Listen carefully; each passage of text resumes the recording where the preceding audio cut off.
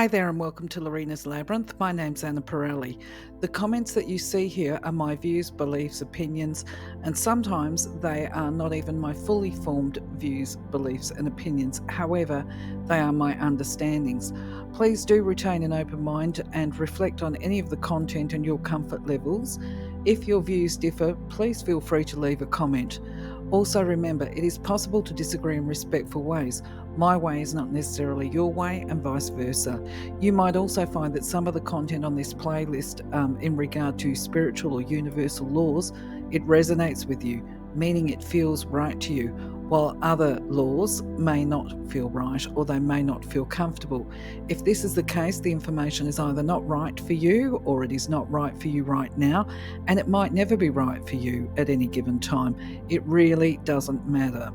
As an earthy and practical person, I can put my hand up with all honesty and say that I have at different times had the same feelings about some of the content in here. And with some of them, I still have a level of skepticism within my viewpoints, but I choose to retain an open mind about the things that I don't fully understand for a few reasons. Firstly, because I believe it would be supreme arrogance to think that we all know all of the answers while we have a body. And because what is right for one of us is not necessarily right or suitable for all of us, and I choose to respect the differences. Please do leave your opinions, beliefs. Feel free to argue the points in a respectful way with any of the content on the slides and even my interpretations. And if you feel that you can add clarity around some of the content, we would all love to see it. Thank you. For now, though, let's explore the laws. All creation is governed by law. The principles that operate in the outer universe, discoverable by scientists, are called natural laws. But there are subtler laws that rule the hidden spiritual planes and the inner realm of consciousness. Contained within these laws, or conditions, is the true nature of matter. Knowledge of these laws has an effect upon the mental urges. Mind is the builder. Stay in full mindfulness of the application of universal law as related to self and to others, and know that in love all life is given. In love all things move. In giving one attains. In giving one acquires. In giving, love becomes the fulfillment of desire, guided and directed in the ways that bring the more perfect knowledge of self as related to the universal, all-powerful, all-guiding, all-divine influence in life. Love is life. When we go back, merge with the God Source, in some infinitesimal but profound way, we expand the mind of God. Our higher self always points the best and most perfect way, and it is ours to listen and choose or reject what we hear. It does not blame, but patiently tries again to show the perfect way, the loving way. All of creation pushes forth. We are ever becoming. Identity ever remains. Universal Law number 16. The law of cyclic return, also known as the wheel of reincarnation. This law states that once a soul qualifies for an incarnation to third dimension, there is an understanding that it must be completed. Reincarnation is that process by which the consciousness of the permanent atom manifests in another body through the human birthing process. This accounts for the fact of genius in the very young. All karma must be cleared or forgiven and certain aspects of soul growth accomplished before this entire episode of reincarnational growth is considered finished. Well, today, obviously, we're talking about the law of cyclic return. It's a pretty big subject, and I'll try and break it down into bite-sized pieces. Some people may find it interesting. Some people may already be aware of this and have different descriptors, and that'd be great if they want to contribute. So I think the first thing to really clarify is what is an incarnation, because why use big words when we can keep it simple? Okay, so an incarnation is where a spirit is being born into their human body and they come down to the earth plane. So you, me, and the people that you see walking around on the planet right now, we're incarnate. We are spirits made incarnate. We're embodied. I hope that is simple and descriptive enough for you. And my understanding is, and I believe this to be true, that we are made incarnate to live a pathway and to learn and experience being a human, learning how to create, expanding our wisdom and expanding the pool of universal knowledge, love, and so forth. So when we're talking about the law of cyclic return, we're talking also about reincarnation. And this is, as you're aware, as you know, our physical body within this existence is only going to last for a temporary time frame, and then the spirit leaves the body disintegrates. Okay, reincarnation is the process of continual rebirth, and there is a cycle. So when we talk about the law of cyclic return, we are talking about multiple lives of embodiment and walking on the earth plane. And I think that even if people don't necessarily believe in reincarnation, I guarantee surely they have looked at a small child and gone, that is an old soul. Because when you see a little old soul, they are just breathtaking. So as somebody that's familiar with numerology, I had to have a drink because my throat was a bit croaky. Within the context of numerology, it sort of comes out very clearly, basically as the primary pathway. So, which is your ruling number. Some people call that the ruling number. So within the ruling numbers, number 1 is supposed to refer to the first, if we were talking set or series, to part 1 of a series of 9. Okay, that would be probably the easiest way to describe it.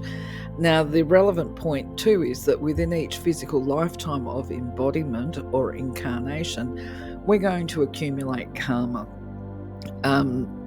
of some form. Okay, so let's clarify what karma actually is. We'll actually be looking at the law of karma when we get to law 49, so that's quite a way down the track, which is why I'll sort of tentatively touch on it here. Karma is the consequence to thoughts and deed, and the type of karma that we incur is dependent on the types of actions or deeds that we do or don't take, because we've got choices in here. The bottom line is that depending on how we act and behave in this lifetime, we can actually incur karma across future lifetimes, and some of it might be stuff that we actually don't really want to do, I'll be quite honest, or it's stuff that we may have regrets for in future lives. Now obviously I might be wrong with my interpretation of this law, but I might also be right too. And the bottom line is, this is where a personal truth is a personal truth and not necessarily a universal truth. Despite the fact we're talking about universal law, there's also personal interpretation of laws. So I want to visit this concept of numerology again within the application of this law, because I'm speculating here. Of course, I'm not convinced that I'm correct, but my thoughts run to, if we have this ruling number of 1 to 9, right, we can say 10 and 11 and 22 and 33 are master numbers and all the rest of it. But numerology as a cycle of repetitions breaks down to 9. Remember, it's always about primary numbers. So I speculate on this, that a soul agrees to be born, made incarnate, and it agrees to this law of cyclic return, which is the wheel repeats 9 times. When it's completed 9 times, it's completed its first set.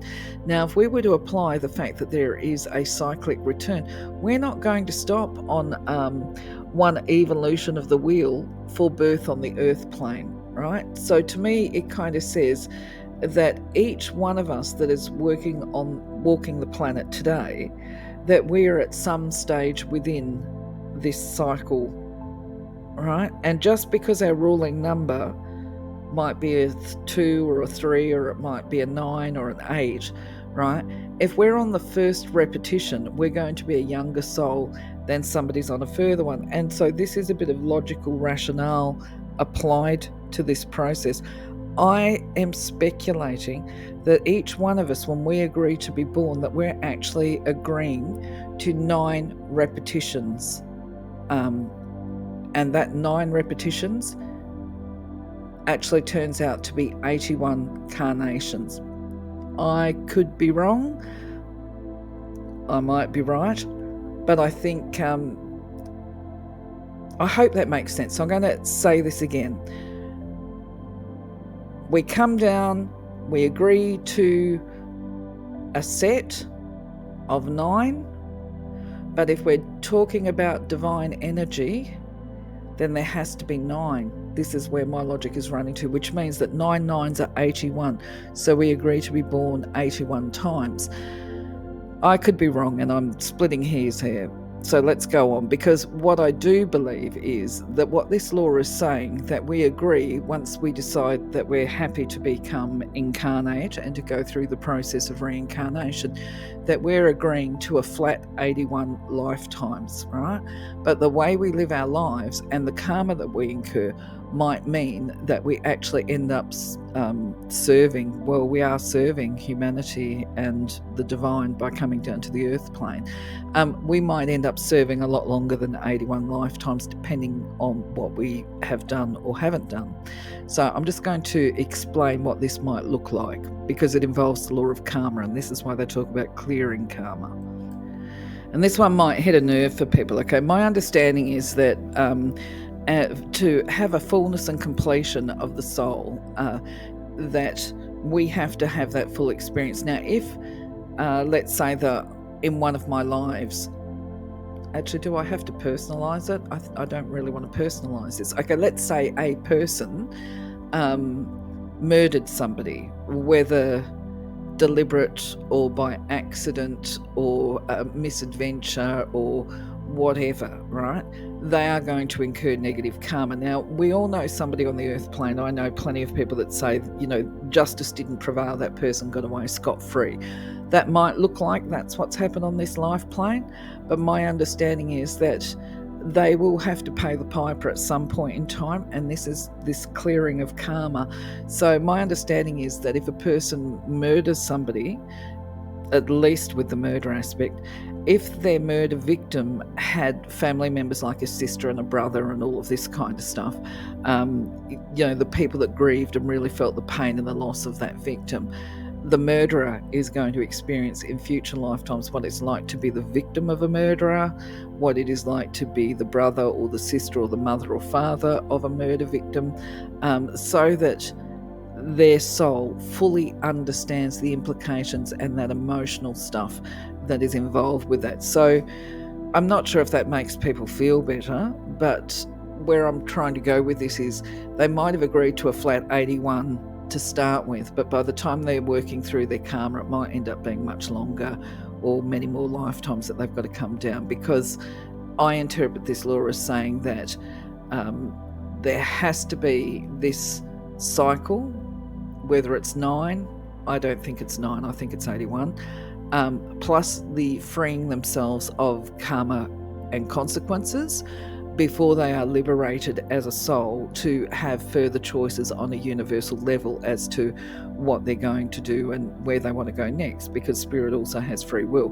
Now, just to be clear, I understand too that spirit also has a choice as to whether or not they come back to the earth plane, and I understand Kuan Yin is actually one of the spirits, and I believe this is why she's actually worshipped by the Chinese. I could be wrong, because she's actually chosen to come back and to assist humanity to deal with the challenges that they face and encounter in their daily lives. So that's a pretty big subject. So what I think I'll do is I'm going to leave this with you to sort of chew on that. Feel free to put a comment up. Let me know if you have a different thought or opinion to what I have. We can grow each other together by sharing information. I'll check in later on, and if I see a comment, I will try and respond to it. And if not, I may acknowledge it if I don't have time. I may acknowledge it in the Sunday yarning. But in the meantime, have a wonderful day. Blessings to you, my friends. Thank you for being part of my journey. Take care. Bye-bye.